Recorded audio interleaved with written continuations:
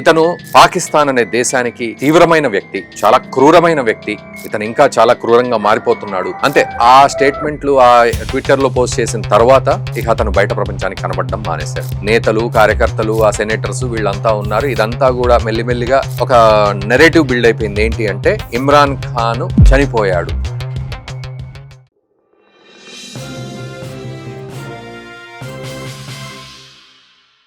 నమస్తే, welcome to Andhraprabha. నేను రఘునందన్. ఒక 25-30 రోజుల క్రితం అనుకోండి, అంటే ఒక నెల రోజుల క్రితం ఇమ్రాన్ ఖాన్ ట్విట్టర్ పోస్టింగ్స్ కనుక చూసినట్లయితే ఆసిమ్ మునీర్ మీద తీవ్రమైన విమర్శలు చేయడం మొదలుపెట్టాడు ఆయన. అంటే ఆయన ద్వారా ఆ పోస్టులు అయితే జరుగుతూ ఉన్నాయి. సో అది ఎవరు పెడుతున్నారంటే ఇమ్రాన్ ఖాన్ తరఫున అతని వింగ్ పెడుతూ ఉంది. ఎందుకంటే అతను పీటీఐ పార్టీ తరఫు నుంచి ఉన్నాడు కాబట్టి తనకి ఒక సోషల్ మీడియా వింగ్ ఉంటుంది. అందులో భాగంగా వాళ్ళు ఈ పోస్టులు పెడుతూ ఉంటారు. ఆయన జైల్లో ఉన్నప్పటికీ కూడా ఆగస్టు 2023 నుంచి ఆయన జైల్లోనే ఉన్నాడు. పాకిస్తాన్ ఇమ్రాన్ ఖాన్ మాజీ ప్రధాని. సో నెల రోజుల క్రితం ఆసిమ్ మునీర్ మీద తీవ్రమైన ద్వేషాన్ని అతను వెళ్ళగక్కాడు. ఏమని అంటే, ఇతను పాకిస్తాన్ అనే దేశానికి తీవ్రమైన వ్యక్తి, చాలా క్రూరమైన వ్యక్తి. ఇతని మానసిక స్థితి సరిగ్గా లేదు. ఎవరిది? ఆసిమ్ మునీర్ది. మానసిక స్థితి సరిగ్గా లేదు. ఇతను పవర్ పాలిటిక్స్ చేస్తాడు. పవర్ కోసం ఏదైనా చేస్తాడు. ఎవరినైనా దేన్నైనా పణంగా పెడతాడు. అటువంటి దారుణమైన వ్యక్తిత్వం గల వ్యక్తే ఈరోజు ఆసిమ్ మునీర్. ఇతను ఇంకా చాలా క్రూరంగా మారిపోతున్నాడు అనే యాంగిల్లో కొన్ని పోస్టులు అయితే పెట్టడం జరిగింది. అంతే. ఆ తర్వాత ఇమ్రాన్ ఖాన్కి సంబంధించి వెంటనే, అంటే ప్రతి మంగళవారం అతన్ని కలవడానికి వచ్చే రకరకాల వాళ్ళు ఉన్నారు. అందులో వాళ్ళ సిస్టర్స్ ఉన్నారు, వాళ్ళ కొడుకు ఉన్నాడు, తర్వాత పార్టీకి సంబంధించిన వాళ్ళు కార్యకర్తలు ప్లస్ నేతలు ఉన్నారు. దీనికి తోడు అడ్వకేట్లు, వాళ్ళు వీళ్ళు. అంతే ఆ స్టేట్మెంట్లు ఆ ట్విట్టర్లో పోస్ట్ చేసిన తర్వాత ఇక అతను బయట ప్రపంచానికి కనబడడం మానేశాడు. వాళ్ళు అడియాలా జైలుకి సంబంధించిన ఇన్ఛార్జ్లు ఎవరైతే ఉన్నారో వాళ్ళు లోపలికి ఎవరిని రానివ్వట్లేదు, ఇతను బయటికి పంపించట్లేదు, అంటే వాళ్ళకి కనబడే విధంగా. సో అక్కడి నుంచి మొదలైంది. సో వీళ్ళు రానివ్వకపోవడంతో, గత 6 వారాలుగా ఈ సిస్టర్స్ని రానివ్వకపోవడంతో, 3 సిస్టర్స్ ఉన్నారు అతనికి, వాళ్ళని రానివ్వకపోవడంతో వాళ్ళు ఈ సమస్యను మెల్లిమెల్లిగా అటు చెప్పుకుంటూ ఉంటే అటు నేతలు, కార్యకర్తలు, ఆ సెనేటర్స్ వీళ్ళంతా ఉన్నారు. ఇదంతా కూడా మెల్లిమెల్లిగా ఒక ఒక నెరేటివ్ బిల్డ్ అయిపోయింది. ఏంటి అంటే ఇమ్రాన్ ఖాన్ చనిపోయాడు, అందుకే చూపెట్టట్లేదు అతన్ని అనేది ఒకటి ఫిక్స్ అయిపోయింది. లోపల నిజంగా చనిపోయాడా లేదా అనేది అప్పటికి ఇంకెవరికి తెలియదు. ఈవెన్ ఇప్పటికి కూడా నిన్నటి వరకు కూడా ఎవరికి క్లారిటీ లేదు వాస్తవానికి. బట్ లోపల మాత్రం అతన్ని ఒక చీకటి సెల్లులో పెట్టారని ఒక వర్షను. మరోవైపు వాళ్ళ కొడుకు చెప్తాడు మొన్నటికి మొన్న డెత్ సెల్లో పెట్టాడు అని చెప్పి. అంటే అది అసలు ఎవ్వరికి కూడా దాంతో టచ్లో ఉండదు, అది ఎక్కడో దూరంగా ఉంటుంది. దాని దగ్గరికి కూడా ఎవరు పోరు. అసలు అతనికి సంబంధించిన వ్యక్తులు ఎవరు కనీసం చూడ్డానికి రాలేరు. అతను బయటికి ఎవరికి ఏం చెప్పలేడు. అతను ఏదైనా నోట్ రాసిస్తే దాన్ని బయటికి తీసుకెళ్లే సంప్రదాయం ఉన్నది కూడా అక్కడ ఆగిపోయింది. సో ఆ రకంగా ఒక డెత్ సెల్లో పెట్టారని ఒకళ్ళు. మరోవైపు అతనికి రెగ్యులర్గా అందించే వర్కౌట్కి కావాల్సిన, జిమ్కి కావాల్సిన పనిముట్లు కానీ లేకపోతే ఫుడ్ కానీ సరిగ్గా పెట్టట్లేదు, అతని ఆరోగ్యం క్షీణించింది అని రెండో వర్షన్ వినబడింది. ఆ తర్వాత బేసిక్గానే అతని ఆరోగ్యం క్షీణింపజేశారు వీళ్ళు ఏమీ పెట్టకుండా. అతన్ని చంపేద్దామని ట్రై చేశారు, పూర్తిగా శుష్కించిపోయి చచ్చిపోతాడు అతను అని చెప్పి. ఇంకొంతమంది ఆ వయసులో అతన్ని అత్యాచారం కూడా చేశారు, ఆ ముసలాయన్ని అత్యాచారం చేశారని అవి కూడా వచ్చాయి. సో ఇదంతా కూడా ఒక పుకార్ల రూపంలో వచ్చాయి. ఎందుకంటే ఆసిమ్ మునీర్ రోజు రోజుకి తన బలాన్ని పెంచుకుంటూ ఈరోజు చీఫ్ ఆఫ్ డిఫెన్స్ స్టాఫ్ అయ్యే క్రమంలో అతను చాలా పవర్ఫుల్గా మారిపోతూ, ఈవెన్ ఇమ్రాన్ ఖాన్ బయటికి వస్తే కూడా చాలా డేంజరు, అతను వీలైతే చనిపోవడమే సరైన పరిష్కారము అనే దృక్పథం ఉన్న వ్యక్తి కాబట్టి, అండ్ అందులోనూ ట్విట్టర్లో అతని మీద ద్వేషాన్ని వెళ్ళగక్కాడు కాబట్టి ఇదొక రివెంజ్ వెండెట్టా అనే పద్ధతిలో కూడా నడిచింది. సో ఏదేమైనా బయటికి మాత్రం ఇమ్రాన్ ఖాన్ చనిపోయాడు అనే పుకార్లు అయితే బాగా వచ్చాయి. కాకపోతే పీటీఐ పార్టీకి సంబంధించిన సెనేటర్ అతను ఖుర్రం జీషాన్ అనే వ్యక్తి, ఆయన మొత్తానికి అక్కడి ప్రజలకి అందరికీ ఏం చెప్పాడంటే ఇమ్రాన్ ఖాన్ బతికే ఉన్నాడు, అతన్ని సేఫ్గానే చూస్తున్నారు అనే విషయాన్ని ప్రపంచానికి ఆయన చెప్పాడు. సో ఇతను చెప్పిందే ఒక అఫీషియల్ ఇన్ఫర్మేషన్గా మనకు అర్థమవుతోంది. సో అతను కూడా కావాలని ఏమైనా చెప్తే మనకు తెలియదు కానీ, బట్ ఇతను మాత్రం ఇమ్రాన్ ఖాన్ లోపల బతికే ఉన్నాడు. మరెందుకు చూపెట్టొచ్చు కదా! అతని కొడుకు గూడా అడుగుతున్నాడు. ఇమ్రాన్ ఖాన్ కొడుకు, సిస్టర్స్ వీళ్ళంతా ఈవెన్ పార్టీ ప్రపంచం గూడా ఎదురు చూస్తుంది. ఎందుకు చూపెట్టట్లేదు? అంటే చనిపోయాడు గాబట్టే చూపెట్టట్లేదు. ఇక్కడ విషయం ఏంటి అంటే నిజానికి అతని ఫోటో బయటికొచ్చినా కూడా అట్‌లీస్ట్ అతనున్న పరిస్థితి ఏ రకంగా ఉందో తెలీదు.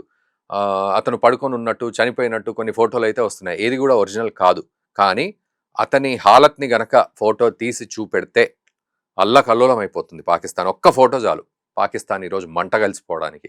ఇమ్రాన్ ఖాన్‌కి ఏమన్నా అయింది, అతను కొంచెం ఏడుపు మొహం పెట్టినా, దీనావస్థలో బాడీ కనబడ్డా గూడా, లేకపోతే మనిషే కృంగిపోయినట్టు కనబడ్డా గూడా, నిజంగా చనిపోతే ఇంకా దాన్ని తట్టుకునే పరిస్థితి అయితే పాకిస్తాన్‌కు ఉండకపోవచ్చు. అట్లాంటి సిట్యుయేషన్స్. అందుకే అతని ఫోటో గూడా రాకుండా జాగ్రత్త పడుతున్నారు.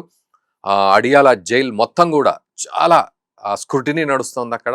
కరెక్ట్‌గా చెప్పాలంటే అక్కడున్న వార్త ప్రకారం. ఎవరిని లోపలికి, బయటికి వచ్చే వాళ్ళ విషయంలో గూడా చాలా స్క్రూటినీ నడుస్తోంది.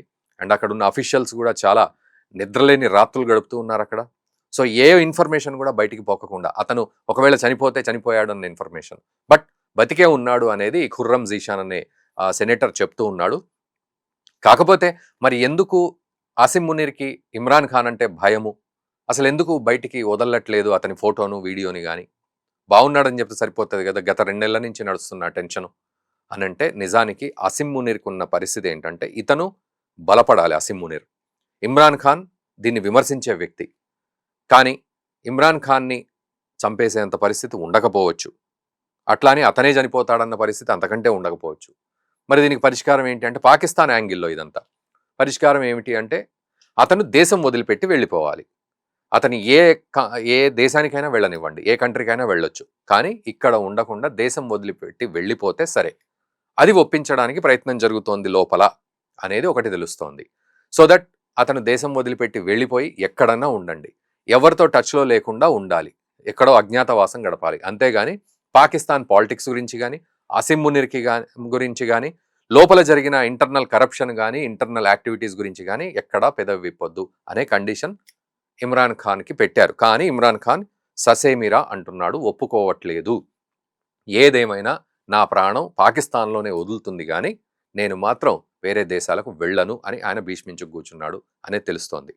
మరి ఎందుకంత భయము అంటే గతంలో ఇమ్రాన్ ఖాన్ చాలా ఫేమస్ వ్యక్తి. మన భారతదేశానికి మంచివాడా, చెడ్డవాడా అనేది సెపరేట్ టాపిక్. బట్ పాకిస్తాన్‌లోనే ఇమ్రాన్ ఖాన్ హయాంలో చాలా అభివృద్ధి జరిగింది. ప్రజలు గూడా ప్రేమతోటి అంటే ఒక క్రికెటర్‌గా తన మీద ఉన్న అభిమానం కాస్త ఒక పొలిటికల్ లీడర్‌గా మారడం, ప్రధానిగా మారడం ఇవన్నీ గూడా పాజిటివ్ అంశాలైపోయాయి అక్కడున్న ప్రజలకు గూడా. సో, చక్కగా వాళ్ళ స్ట్రాటజికల్‌గా వాళ్ళు ఎట్లా ఉండాలి, ఎకనామికల్‌గా ఎట్లా ఉండాలి, సోషల్‌గా ఎట్లా ఉండాలి, ముఖ్యంగా చాలా సంక్షేమ పథకాల్ని తీసుకురావడం, డెమోక్రటిక్‌గా ప్రజాస్వామ్యబద్ధంగా ప్రజల్ని పరిపాలించడం అండ్ చాలా స్పోర్టివ్‌గా ఉండగలగడం, అన్ని వర్గాల వాళ్ళను పేదవాళ్లను, ఉన్నత వర్గాల వాళ్ళను, మిడిల్ క్లాస్ వాళ్ళను వాళ్లకు సపోర్ట్ చేయడం ప్రభుత్వం ద్వారా ఇవన్నీ కూడా ఇమ్రాన్ ఖాన్ చేసిన పరిస్థితులు ఉన్నాయి. వాళ్ళకి పాకిస్తాన్ వాళ్ళకి ముఖ్యంగా మన దేశంతో చేయాల్సిన అడ్డమైన పనులన్నీ చేస్తూ ఉంటారు వాళ్ళు, అది వేరు. బట్ వాళ్ళ దేశంలో వాళ్ళను కాపాడుకునే ప్రయత్నంలో భాగంగా ఇమ్రాన్ ఖాన్ ఒక సక్సెస్ఫుల్ పర్సన్గా ఉన్నాడు. అండ్ గత ప్రభుత్వాలు చేసిన అవినీతి విషయాల్లో కూడా వాటిని ఎండగడుతూ ముందుకు కదిలిన సందర్భం ఇలాంటివన్నీ ఉండేసరికి రేపటి రోజున గనక ఇమ్రాన్ ఖాన్ అనే వ్యక్తి గనక పాపులర్ అవుతే ఆసిమ్ మునీర్‌కి ఇప్పుడున్న ప్రభుత్వానికి చాలా ఇబ్బంది. షాబాజ్ షరీఫ్ ప్రభుత్వానికి కూడా. సో, అందుకని ఇమ్రాన్ ఖాన్ నోరు నొక్కాలి. వీలైతే ఒకవేళ కుదరకపోతే గొంతు నొక్కాలి అనేది వాళ్ళ టార్గెట్. కానీ అవేమీ చేయలేని పరిస్థితుల్లో ఉన్నారు. అందుకే దాచిపెట్టారు. అదే మన దేశంలో అయితే జైల్లో వేస్తే సింపతి పెరుగుతుందని జైల్లో వేయరు. ఒకవేళ వేసినా ఏమన్నా ఇబ్బంది జరిగిందంటే సింపతి పెరుగుతుందని ఏమీ చేయరు. జాగ్రత్తగా చూసుకుంటారు, పంపిస్తారు.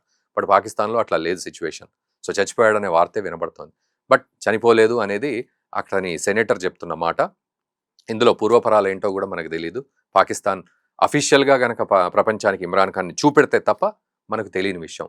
ఇక ఇదంతా ఒక ఎత్తైతే ఇమ్రాన్ ఖాన్ పార్టీ గనక రేపటి రోజున రంగంలోకి దిగింది అంటే ఆసిమ్ మునీర్ కొట్టుకుపోతాడు, షాబాజ్ షరీఫ్ కొట్టుకుపోతాడు. వీళ్ళందరికీ థ్రెట్స్ ఇంకా పీటీఐ గనక రంగంలోకి దిగితే. సో, అంత పాపులారిటీ, అంత ఫాలోయింగ్ ఉంది పాకిస్తాన్‌లో పీటీఐకి. సో, ఈ రకంగా ఏది బయటపడొద్దంటే ఇమ్రాన్ ఖాన్ నోరు ముయ్యాలంటే విదేశాలకు వెళ్ళి అజ్ఞాతవాసం గడపాలి అనేది. ఈ కండిషన్ ఆయన ఒప్పుకోకపోవడం వల్ల ఇటువంటి పుకార్లు, ఇటువంటి పరిస్థితులు, లీకేజ్‌లు ఇవన్నీ కూడా జరుగుతున్నాయి. మరి మీరేమనుకుంటున్నారు? ఈ వీడియో చేసే సమయానికైతే ఇమ్రాన్ ఖాన్ బతికే ఉన్నాడు అనే మాట వినబడుతోంది. మరి మీరేమనుకుంటున్నారు ఇంటర్నల్గా ఏం జరిగిందనే విషయంలో? అండ్ పాకిస్తాన్ దీన్ని ఎట్లా తట్టుకోగలుగుతుంది? రేపటి రోజున ఏదైనా జరగరానిది జరిగి ఉంటే లేదా జరిగితే ఏమిటి పాకిస్తాన్ పరిస్థితి అనేది సింపుల్గా మీరు కామెంట్ చేయండి. అండ్ దయచేసి ఈ వీడియోని మన మిత్రులకు కూడా షేర్ చేయండి. Thank you very much.